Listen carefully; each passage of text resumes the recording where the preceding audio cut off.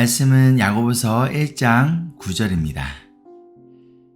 비천한 신도는 자기가 높아지게 된 것을 자랑하십시오.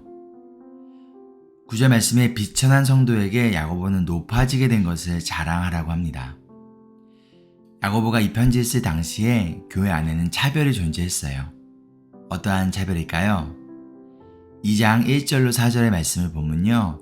부자인가 가난한가로 인해서 교회 안에서 어디에 자리를 앉을지, 어떠한 대우를 받을지에 대한 차별이 교회 안에 존재했습니다. 이러한 차별이 교회 안에 있었다는 상황을 이해하고 오늘 말씀을 보면 9절에서 말하는 비천한 신도는 바로 돈이 없는 가난한 성도라는 것을 알 수 있어요. 그리고 당시 교회 안에서 가난하다는 것은 결국 비천하고 낮은 존재라는 인식이 있었다는 것을 알 수가 있습니다. 결국 가난하면 실패한 인생, 부자면 성공한 인생, 가난하면 가치가 낮은 인생, 부자면 가치가 높은 인생, 가난하면 교회 안에서 좋은 자리에 앉지 못하고 부자면 좋은 자리에 앉을 수 있는 인생. 그런데 야고보는 이런 비천한 신도들에게 뭐가 높아졌다는 건가요? 세상의 기준과 가치에 따르면 비천하고 낮은 존재이지만 복음으로 인하여 높아진 존재라는 거예요. 이 세상을 창조하시고 모든 세상의 주인 되신 예수님이 십자가에서 대신 죽을 정도로 사랑한 존재이기에, 그리고 그 복음을 믿음으로 인하여 하나님의 자녀가 되는 엄청난 신분의 변화가 있었기에 비록 지금 육체적으로는 가난하지만 영적으로는 비천한 인생이 아니라 귀하고 소중한 존재라는 거예요.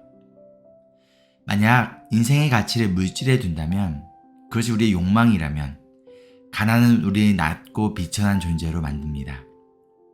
그러나 우리의 가치를 복음과 예수님께 둔다면 우리의 인생의 가치는 곧 예수님의 생명값이라는 것이죠.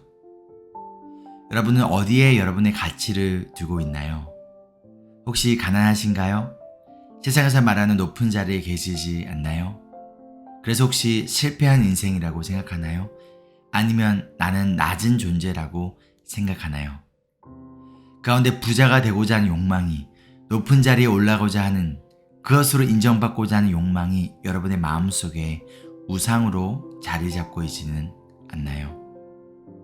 그러나 현실은 나의 욕망과는 거리가 멀기에 좌절하고 절망과 우울 가운데 예수님이 생명을 걸고 구원한 여러분의 그 소중하고 귀한 인생을 지금 비판적이고 비관적으로 바라보고 계신가요? 만약 그렇다면 여러분 안에 있는 그 거짓 욕망을 내려놓아야 합니다. 물질로 인정받고자 하는 욕망을 버려야 합니다. 그러기 위해 지금 우리에게 필요한 것은 십자가의 복음이에요. 부자이건 가난하건 모든 인간은 죄인이에요.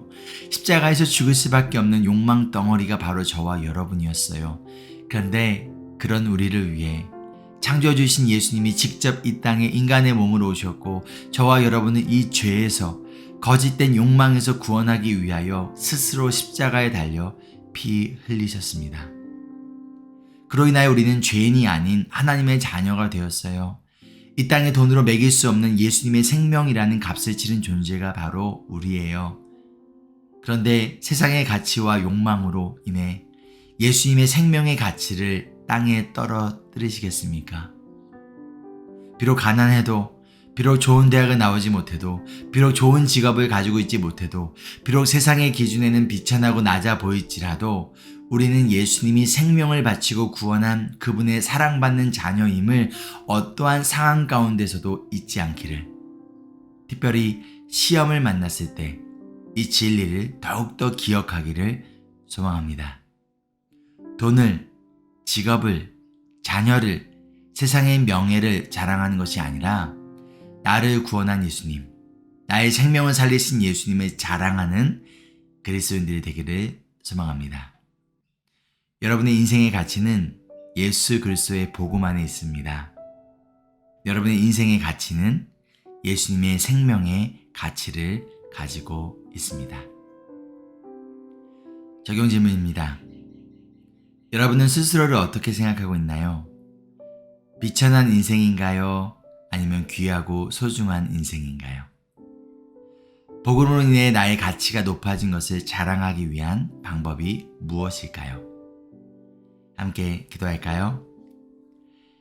이 세상을 창조하시고 모든 세상의 주인 되신 예수님이 십자가에서 대신 죽을 정도로 사랑한 존재이기에, 그리고 복음을 믿음으로 인하여 하나님의 자녀가 되는 엄청난 신분의 변화가 있었기에, 비록 지금 육체적으로는 가난하지만 영적으로는 비천한 인생이 아닌 귀하고 소중한 존재라는 것을 기억하고 이 정체성에 맞게 예수님만을 자랑하며 살아가는 2022년 되기를 기도합니다. 우리의 가치가 되어주시는 예수님의 이름으로 기도합니다. 아멘. Embrace Jesus, embrace people.